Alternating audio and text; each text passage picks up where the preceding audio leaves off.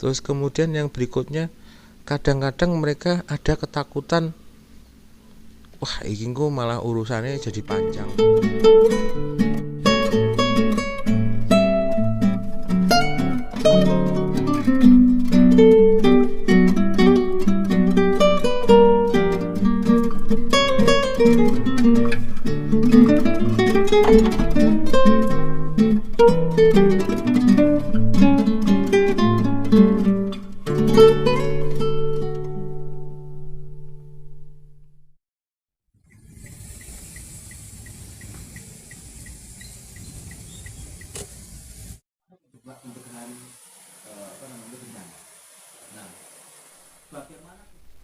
Halo umat Nabi, kembali lagi di channel Benar Berkawan. Ini last trip kita sebelum puasa. Nah, kali ini memang saya pakai mobil karena kemarin habis dari Blora rupanya saya sempat cedera di pinggang dan sama fisioterapisnya belum boleh motoran. Nah, kali ini kita sempetin ke Ponorogo, ada ini masuk ke namanya Desa Klepu. Desa Klepu ini menarik ya. Jadi satu yang menarik di desa ini adalah lanskapnya.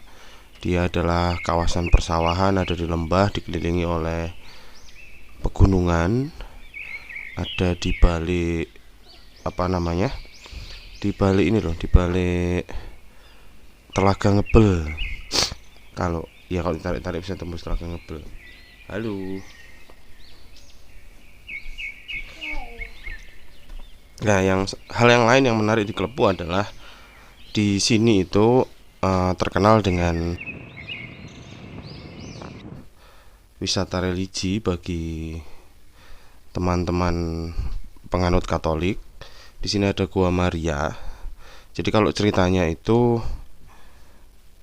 agama Katolik masuk ke Klepu Ponorogo sampai sekarang berkembang jadi 50% Islam dan 50% Katolik. Itu masuk awal abad 20. Namanya Pastor F. Strater SJ, yang punya peranan penting dalam memperkenalkan agama Katolik di wilayah Klepu. Beliau mengajarkan masyarakat setempat untuk membaca dan menulis. Baptisan pertama terjadi pada tahun 1916 dengan Thomas Sokol dari Kaliduren menjadi orang pertama yang dibaptis. Perkembangan selanjutnya ini tahun 29, gereja baru di Klepu diberkati oleh Vikaris Apostolik Batavia, MGR Petrus van Wilkens SJ. Stasi Klepu Ngijon memiliki santo pelindung Santo Petrus dan Santo Paulus yang diperingati setiap tanggal 29 Juni. Tahun 68 ada baptisan massal berasal dari desa Klepu dengan jumlah 853 orang. Jadi kemarin kalau dari warga yang sempat ngobrol dengan saya, sayangnya nggak saya rekam, itu mereka memang identified di tahun 68 itu. Tahun 68 itu ada penginjil begitu, kemudian ada pembaptisan. Ini pas kami kesini lagi ada teman-teman dari salah satu SMA Katolik di Surabaya, ada 100 siswa yang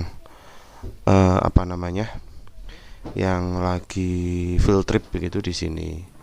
Terus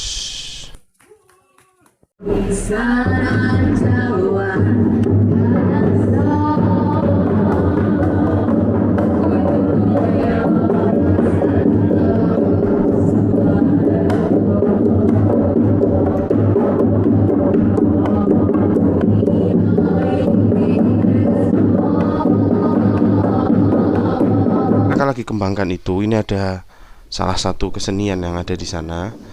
Mereka melestarikan kesenian tradisional.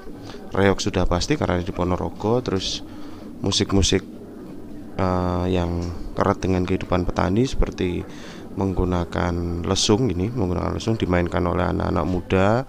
Ada sanggar-sanggarnya. Mereka juga punya rumah budaya kalau saya lihat di sama video di YouTube gitu ya. Terus hidup sekali suasana di desa ini. Yang menarik, mereka itu kan konturnya naik turun tuh. Mereka punya satu shuttle transport untuk pariwisata namanya Pajero. Jadi kita ke sana ke desa itu kalau keliling itu kita naik Pajero. Iya, Pajero. Mahal. Pajero ini bukan Mitsubishi Pajero tapi panas jopo jero. Jadi kita di standby kan pick up untuk jadi shuttle transport untuk ngakali lanskap mereka yang naik turun. Sudah banyak villa, homestay dan guest house yang sangat layak di tempat ini. Ya, ini keren sekali desa ini. Terus sebentar. Nah, ini di sini juga kami dapat message gitu seperti biasa. Sebenarnya sebelum dari desa ini kami ke daerah Ngebel itu ada sumber air panas yang dikelola oleh pribadi.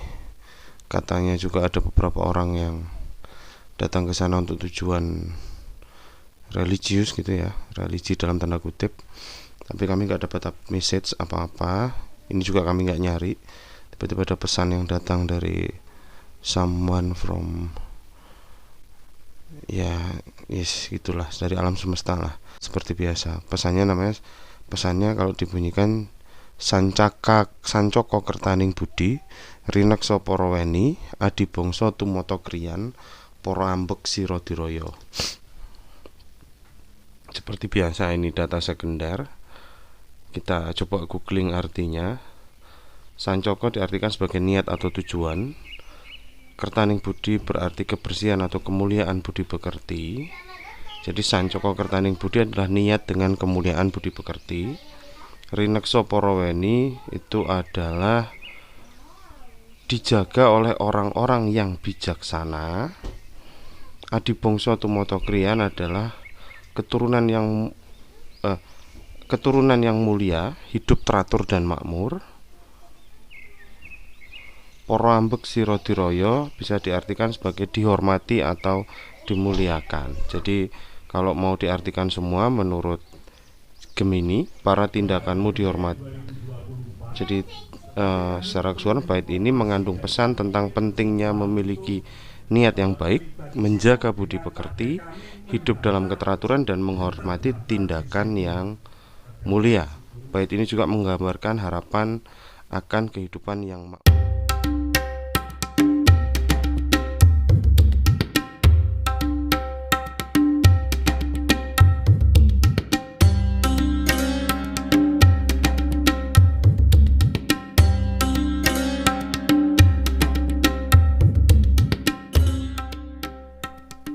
Selanjutnya di hari kedua kami mengunjungi Desa Gunung Sari di Kabupaten Madiun. Ini teman dekat kami, desa wisata yang diinisiasi oleh Mas Bernard. Mereka konten yang sangat, ini desa penuh prestasi. Terakhir mereka menang anugerah desa wisata Indonesia. Si konten yang di build di desa ini sangat sederhana. Jadi mereka punya pasar tradisional begitu, pasar budaya yang mirip dengan papringan, pasar papringan yang transaksinya pakai bambu itu, tapi dimodifikasi lagi dengan keautentikan dari budaya Jawa yang ada di Madiun. Ini kita lagi diajari pakai udeng, kadang kita juga diajari bikin janur. Terus banyak yang bisa dilakukan di sini. Walking tour keliling desa. Terus menulis aksara Jawa. Yang paling menarik di sini tuh bagaimana mereka bisa mengembangkan sumber daya manusia yang begitu kompak dan komitmen untuk pengembangan kapasitasnya kuat. Mereka belajar betul jadi pemandu dan sebagainya. dan mereka orang-orang yang sangat berkarakter. Jadi feel-nya itu kita dapat sekali itu di desa ini. Meskipun kalau dibandingkan dengan yang di Ponorogo tadi alamnya biasa aja, tapi ini ternyata desa wisata itu soal experience lokal, bukan tentang alam yang superb gitu ya, bukan sesuatu yang harus super luar biasa gitu. Saya belum pernah main ke tempatnya Mas Bernard. Kemudian saya diajak mampir ke tempat Mas Bernard. Tiba-tiba di depan ada tulisan, itu rumah kayu, tulisannya Museum Purabaya. Iki opo iki omah ini. Kemudian masuk dan gila, Mas Bernard gila dengan segala mimpinya. Ini dia koleksi fosil-fosil. Terus kalau bahasa dia mau bikin museum yang menggambarkan peradaban Madiun dari masa ke masa. Dan ini kita lagi ngobrol soal how dia bisa dapat fosil dan bagaimana praktek jual beli fosil. Nggak kerasa sampai rencananya cuma mampir jadi sampai nginep tuh di rumah Mas Bernard. Terima kasih teman-teman Gunung Sari. Untuk fosil itu memang ada yang saya hunting sendiri, Mas. Biasanya di puncak kemarau ya, bulan Oktober itu masa-masa terindah lah buat saya untuk hunting fosil-fosil itu. Terus di sisi lain juga kadang saya nitip pesen ke teman-teman yang memang berada di kawasan atau zona bank fosilnya Madiun itu.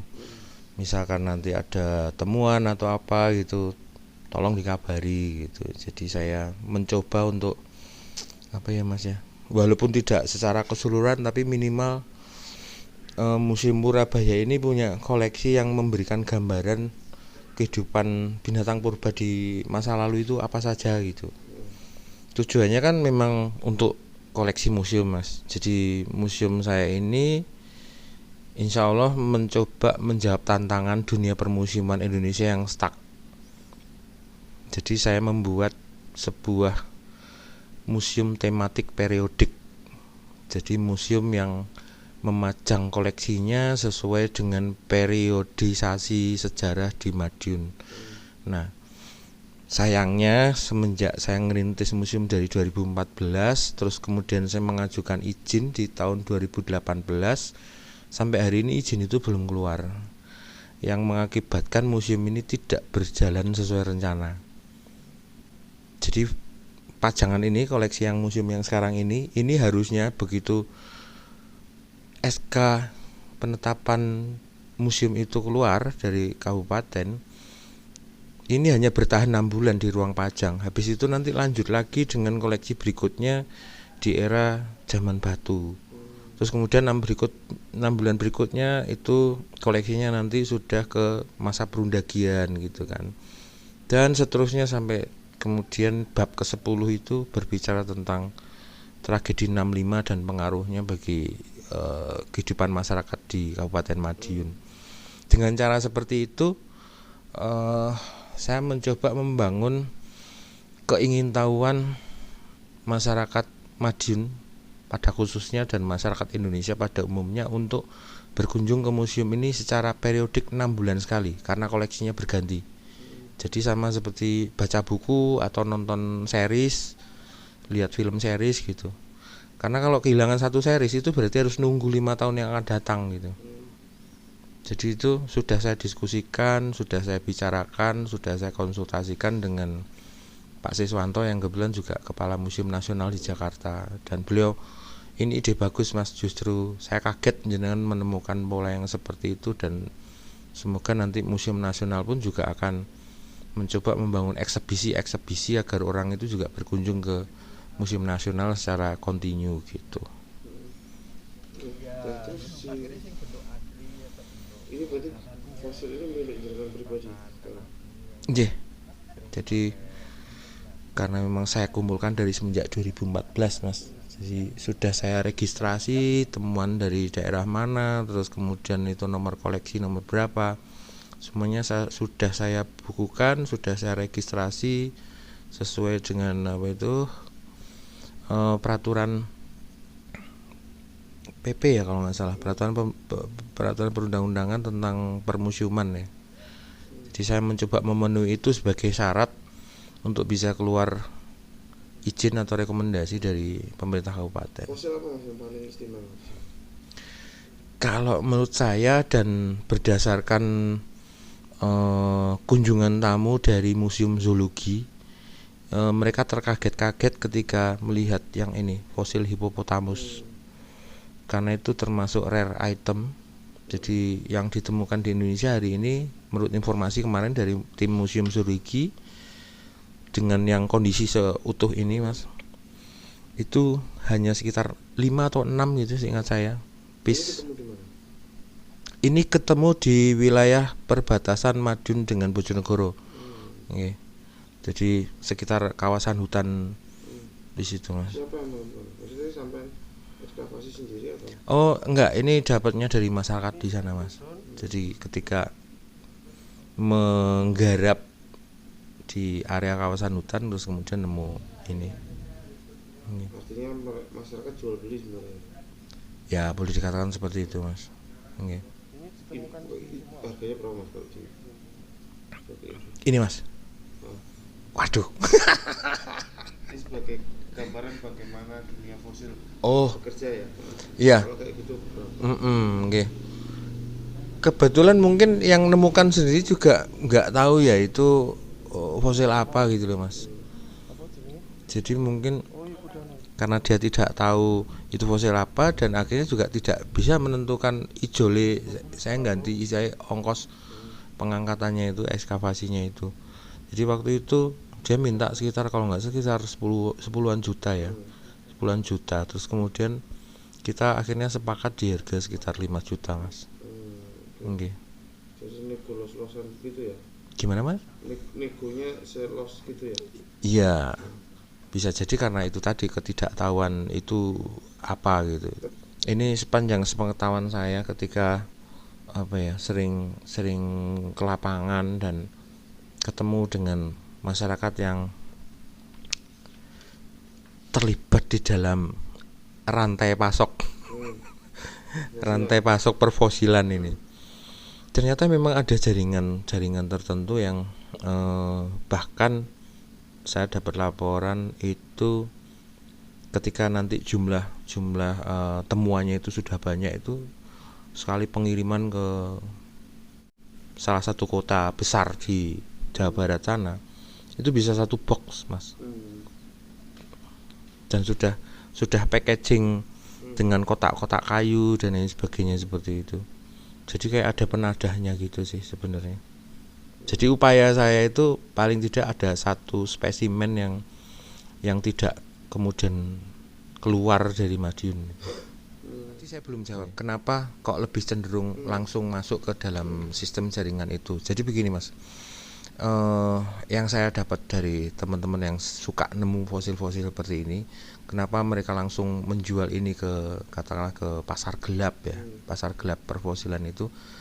Lebih baik mereka melakukan itu daripada mereka melaporkan ke pihak BPCB dengan alasan ketika ini nanti dilaporkan ke BPCB, kadang-kadang itu dianggap temuan yang sudah tidak punya nilai. Terus kemudian juga alasannya adalah uang penggantiannya itu baru akan keluar tahun depan. Karena kan itu pengusulan baik anggaran Mas, nggak bisa keluar di tahun ini gitu. Terus kemudian